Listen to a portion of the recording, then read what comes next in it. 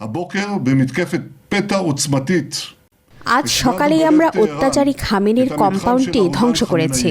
গত ৩০ বছরেরও বেশি সময় ধরে খামেনি বিশ্বব্যাপী সন্ত্রাস ছড়িয়েছে এবং অবিরাম শ্রম প্রচেষ্টা চালিয়েছেন ইসরায়েল রাষ্ট্রকে ধ্বংস করার পরিকল্পনায়। আমরা সাহসী ইরানি জনগণকে অত্যাচারের শৃঙ্খলা থেকে নিজেদের মুক্ত করার জন্য প্রয়োজনীয় পরিবেশ সৃষ্টি করব। তাই আমি আবারও ইরানের নাগরিকদের উদ্দেশ্যে বলছি, এই সুযোগ হাতছাড়া করবেন না।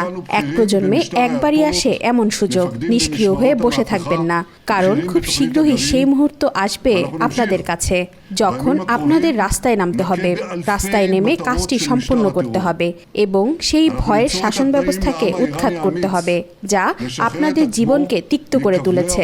আপনাদের কষ্ট ও ত্যাগ বৃথা যাবে না। যে সহায়তার জন্য আপনারা আকাঙ্ক্ষা করছিলেন সেই সহায়তা এসে গেছে।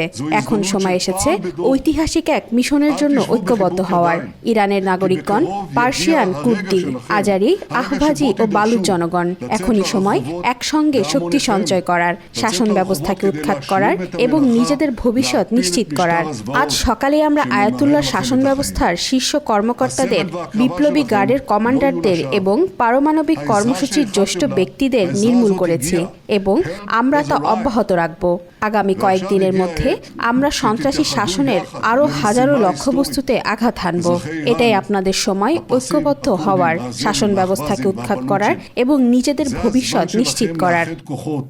להפיל את המשטר, להבטיח את עתידכם.